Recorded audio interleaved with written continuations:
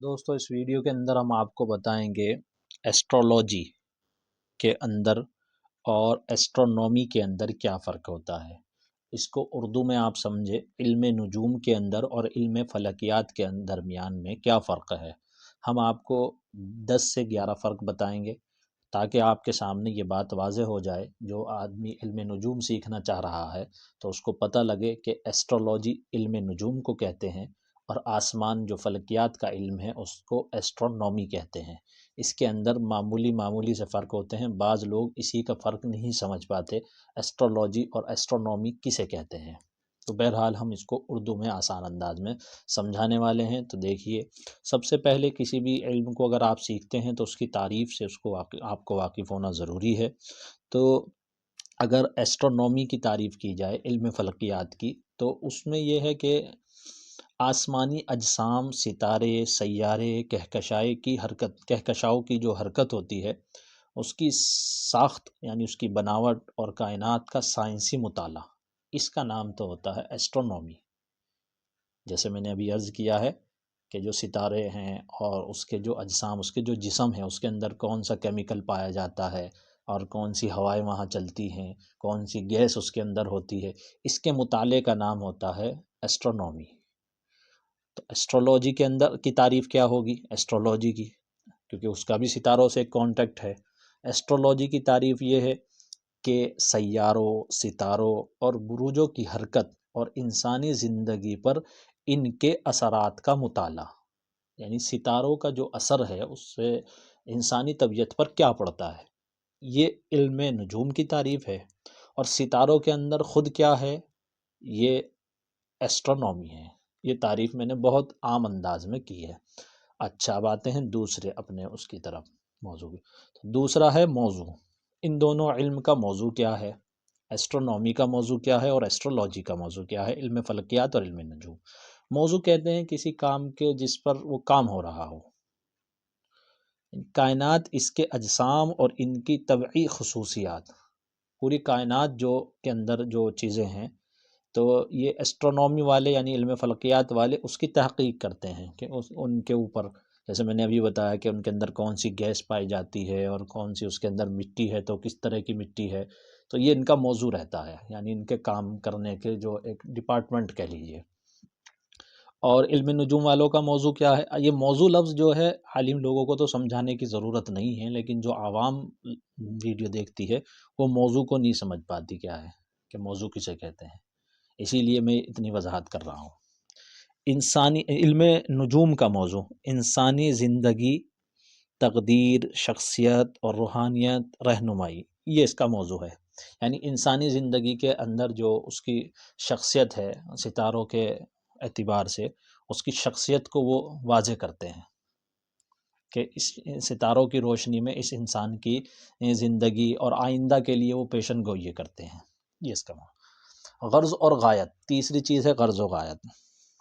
تو علم فلکیات کی غرض و غایت کیا ہے؟ علم فلکیات کی غرض و غایت ہے کائنات کو سمجھنا، پوری کائنات کے اندر اس کو وہ غور کرتے ہیں دوربینوں کے ذریعے، کائنات کو سمجھنا اور سائنسی حقائق دریافت کرنا، سائنسی جو تحقیقات ہے اس کو دریافت کرنا، اس کا مقصد ہوتا ہے۔ غرض و غایت سے مراد مقصد۔ اور علم نجوم کا مقصد کیا ہوتا ہے؟ انسانی زندگی کے جو معاملات اور پیشن گوئی ہیں اس کی رہنمائی کرنا، یہ اس کی غرض و غایت ہوتی ہے، اس علم کی وجہ۔ چوتھی چیز ہے ماخذ، یعنی اس کو کہاں سے لیا ہے۔ تو ماخذ علم فلکیات کا یہ ہے کہ جدید سائنس ہے اب تو اس دور میں، اور پہلے بھی کیونکہ سائنس ہوتی تھی، اس کے مشاہدات اور تجربات، آسمان سے جو ان کی کھوج ہوتی رہتی ہے وہ اس کا ماخذ ہے۔ اور علم نجوم کا ماخذ قدیم روایات، بہت پہلے سے چلا آ رہا ہے، تجربات یعنی فلسفہ، اور بعض مذہبی کتابوں کے اندر جو پرانی ہے اس کے اندر بھی یہ چیز ملتی ہے۔ بعض ایسے مذہب ہیں جس کے اندر اس کو باقاعدہ ایک درجہ دیا گیا ہے، تو یہ اس کا ماخذ ہے۔ پرانی یعنی فلسفے کی کتابوں سے اور قدیم روایات سے اس کا تعلق ہے، علم نجوم کا ماخذ ہے یہ، یعنی جہاں سے یہ نکلا ہے اور آیا ہے۔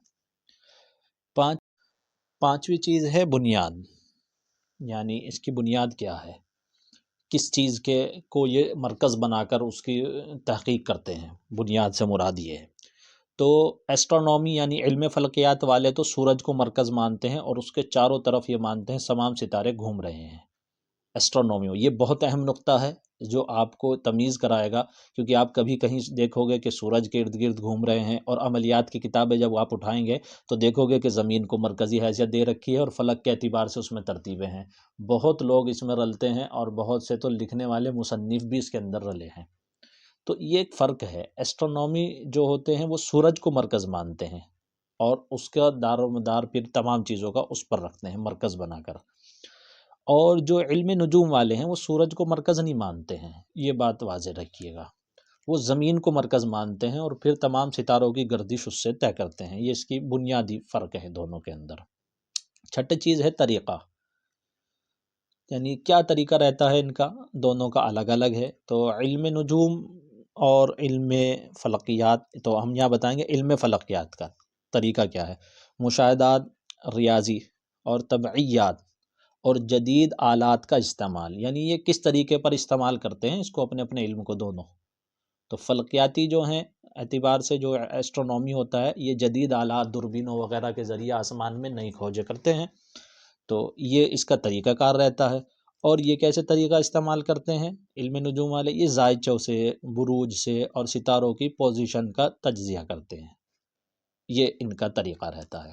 ساتواں فرق جو ہے وہ ہے سائنسی حیثیت سے۔ سائنسی حیثیت سے کیا فرق ہے؟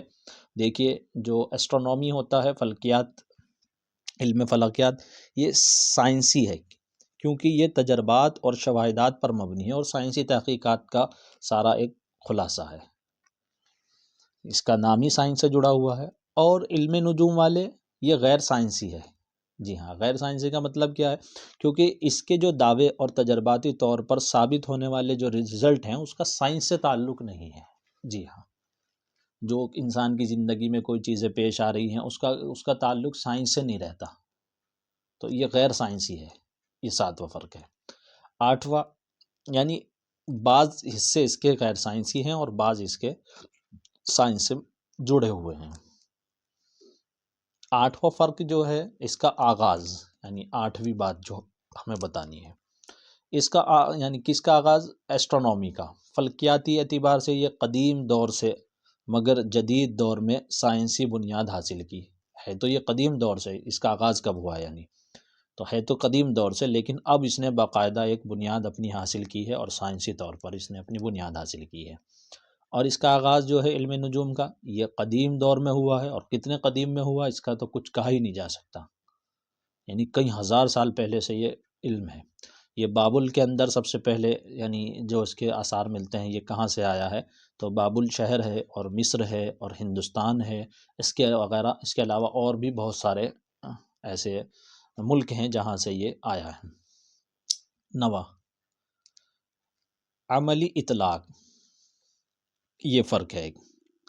یہ خلائی تحقیق، ستاروں کی دریافت اور کائناتی راز سمجھنا، عملی طور پر اس کا یہ فرق ہے، اس کا کام یہ ہے۔ اور علم نجوم کا کام کیا ہے؟ یعنی اس کا کیا مراد؟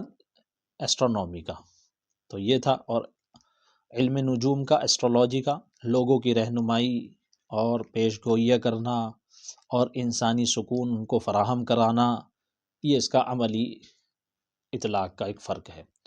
10ویں چیز ہے زبان، زبانی فرق بھی ہے، کیونکہ ہر دونوں کی اپنی اصطلاحات ہیں۔ تو ایسٹرونومی جو علم فلکیات ہے، اس کی جو اصطلاحات ہیں وہ سائنس سے جڑی ہوئی ہیں۔ جیسے مثال کے طور پہ لفظ کہکشاں استعمال کرنا، تو یہ کہکشاں کا لفظ اس کی اپنی اصطلاح ہے ایسٹرونومی کی۔ اور اسی طریقے سے فلکیات کے اندر ستاروں کو ایک نام دینا اس کے اجسام کے اعتبار سے، تو یہ اپنی اصطلاحات ہوتی ہیں اس کے اندر، یہ سائنسی اصطلاحات پر مبنی ہے۔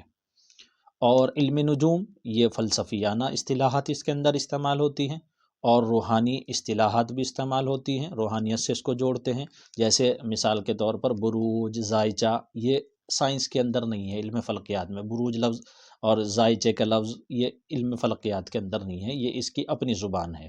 تو زبانی فرق یہ ہے ان کا۔ 11ویں چیز ایک مثال سے آپ سمجھیے،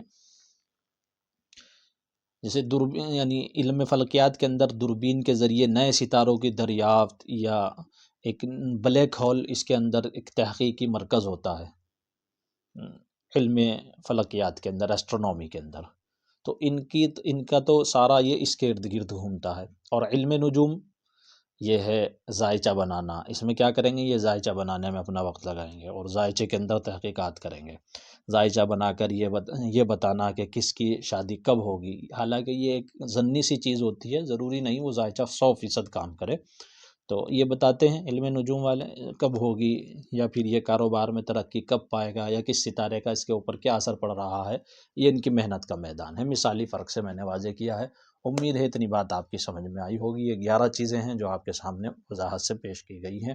اب آگے پھر اس کو آپ سمجھیں گے دوسری ویڈیوز میں کہ سورج کا نظام علم نجوم کے اعتبار سے کیسے ہوگا اور چاند کا نظام کیسے ہوگا، کیونکہ ہم آپ کو علم نجوم کے اعتبار سے سمجھائیں گے تو اسی لیے ہماری ویڈیوز آگے علم نجوم کے اعتبار سے ہوگی، زمین کو مرکز بنا کر۔ اور فلکیاتی نظام ایسٹرونومی کی کیونکہ ہمیں مدد چاہیے ہوتی ہے، کیونکہ ایک ستارہ کتنے دن میں وہ اپنا چکر پورا کر رہا ہے، اور اس کی کتنا اس کا جو ہے قطر ہوتا ہے اور کتنا اس کا عرض ہے، سب چیزیں، تو کچھ مدد اس سے بھی لی جاتی ہے۔